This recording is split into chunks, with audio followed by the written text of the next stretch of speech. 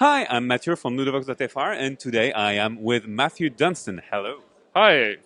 So you're the designer of the As d'Or Enfant, which is Bubble Stories. Congratulations. Thank you so much. It was an amazing night. A really nice feeling. I guess so. So is it your first award in France? Yeah, I mean it's my first award, like pretty much ever, to be honest. So yeah, and it's special to be here. I've come to Cannes about 4 times now, and I find the French community really welcoming. I've worked with a lot of French publishers, probably the most of any nationality that I've worked with. So it's just really nice to be awarded by that community. There is a huge trend in the recent years. It's like the rise of narrative games, and you are responsible for a few of them. For example, adventure game, Bubble Stories, or Ecos. So what's your take on this? How do you decide to do a narrative game instead of a mechanic-driven game? It's a really good question. I am in. It depends where my inspiration comes from, and actually, for some of the narrative games, it's been for other game that are outside the tabletop sphere. So the adventure games came from these, like open world adventures like Myst and Riven, these video games, and the audio adventures came from some other digital games, and in fact, another sort of museum experience actually that was called Museum in a Box. You'd put items on a box, and it would kind of talk to you and tell you something about the items. So I actually get inspired from outside of games, and I think it makes sense to tell stories. And I think the trend is going that way. So you just have a lot of opportunity to make games with publishers because they're looking for that kind of project.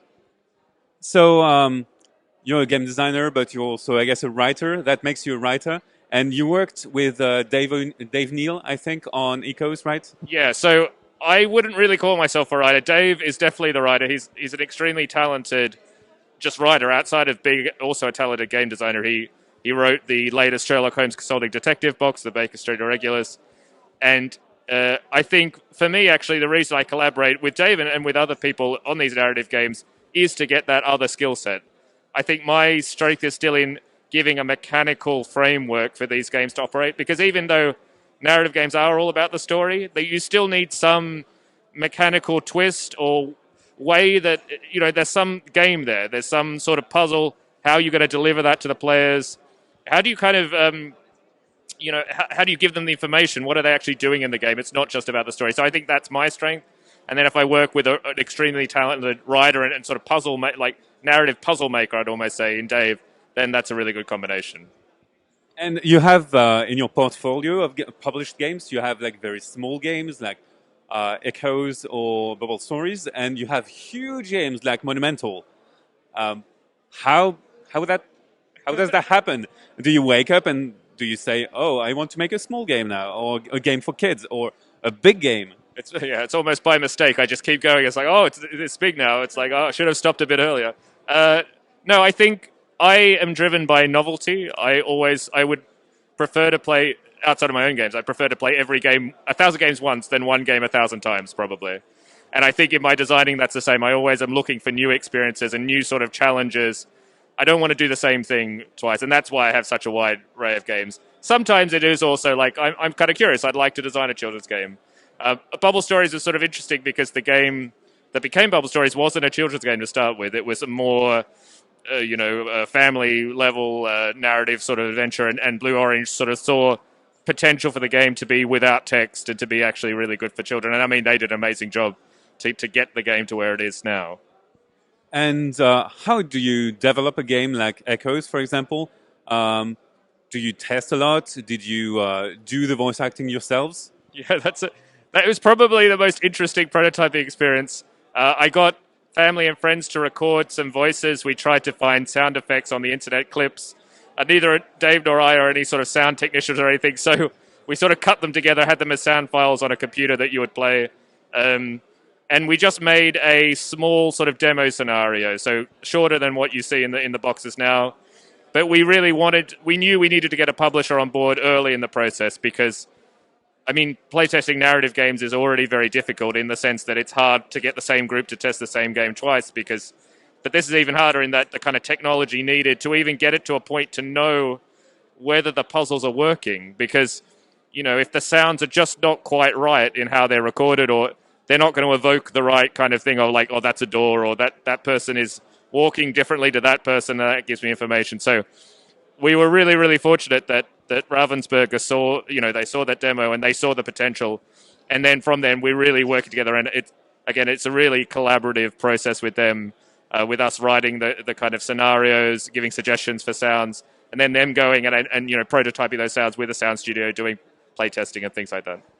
So, did you come up with all 3 pitches of the Echoes games, or did you take the ideas from Ravensburger?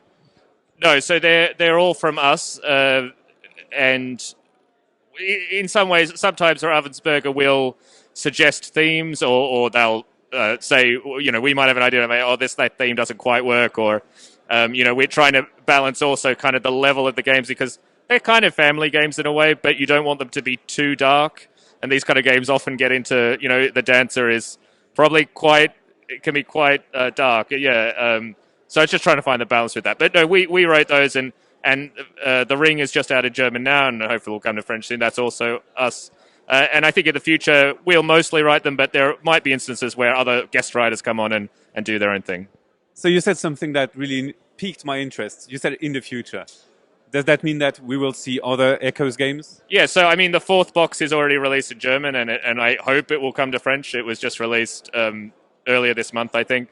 The 5th one is done and should be released, and I know there's plans for at least another couple. So yeah, if it keeps doing well, just like any game, if it's successful, then it's exactly the perfect thing where you can hopefully make more and have more adventures. And so you have a few years of experience now, and you have like all the games which are not so readily available, and like Elysium, for example. So do you think it may be republished at some point? I really hope it will be. Whether it's with Space Cowboys or not, I mean, we're still chatting about it, and Space Cowboys really love the game as well. We love it. So it's going to be about finding a way to do it properly if we do re-release it.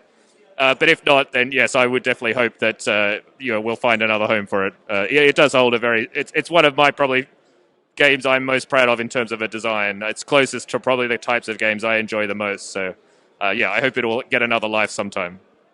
Do you have other things this year you can talk about? There's the Guild of Merchant Explorers with Alderac Entertainment Group, AEG, that will be coming out in sort of mid-year. There's already a cover on BGG if you want to look, and there'll be more information coming soon. This week I'll have a game announced with Osprey Games, so it's going to be a follow-up to the Village Green game, a small sort of card game, more sort of puzzly game.